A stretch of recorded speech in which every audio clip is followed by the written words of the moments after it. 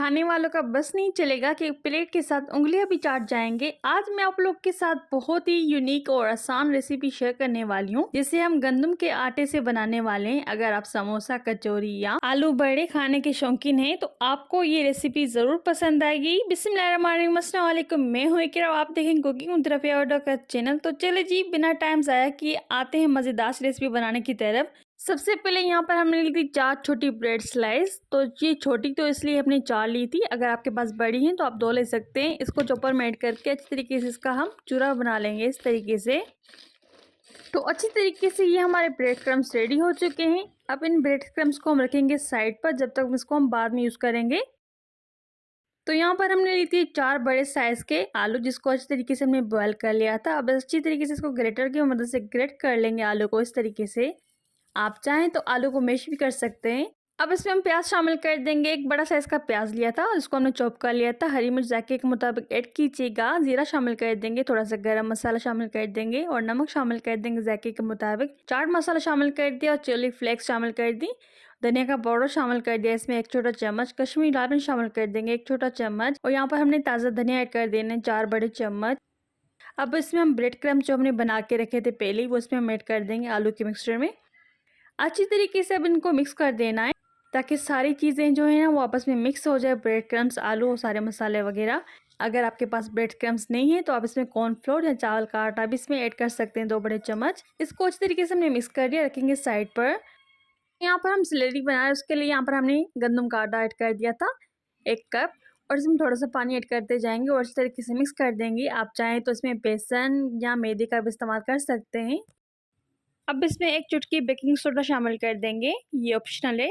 अच्छी तरीके से मिक्स करने के बाद 1 छोटा चम्मच नमक शामिल कर देंगे। तो अकॉर्डिंग टू टेस्ट नमक ऐड कीजिएगा जायके के मुताबिक।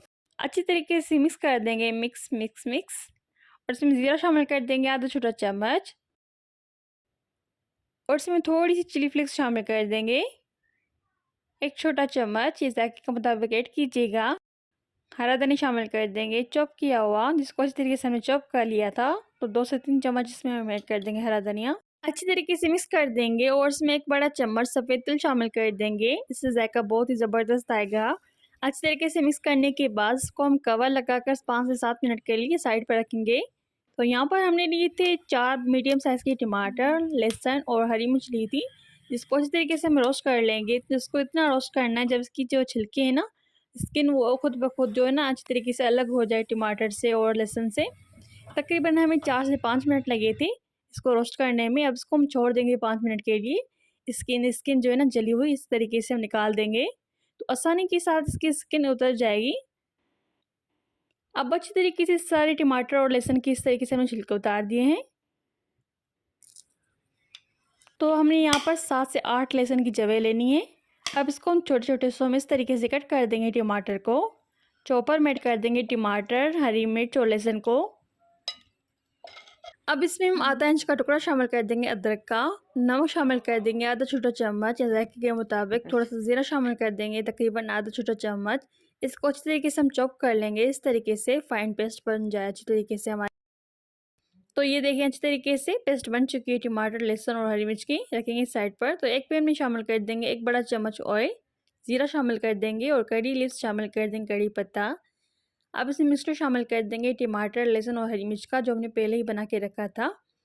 चिली फ्लेक्स शामिल कर दी और इसको अच्छी तरीके से पकाएंगे 2 से 3 मिनट के लिए। तो ये देखिए मज़ेदार सी हमारी चटखारेदार चटनी रेडी हो गई है। रखेंगे साइड पर इसको। फ्लेम इसकी हमने बंद कर दी थी।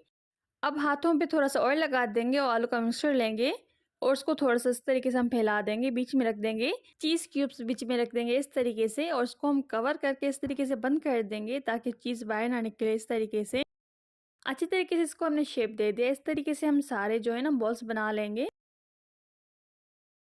तो अगर इस स्टेज पे वीडियो अच्छा लगे तो लाइक ज़रूर कर दीजिएगा, चैनल पे न्यू है तो सब्सक्राइब ज़रूर कर दीजिए, कर दीजिए एक छोटा सा प्यारा सा कमेंट। तो जो हमने स्लेरी बना के रखी थी उसमें हमने इसको ऐड कर दिया है बॉल्स को, और उसको डिप करके इस तरीके से हम फ्राई करते जाएंगे।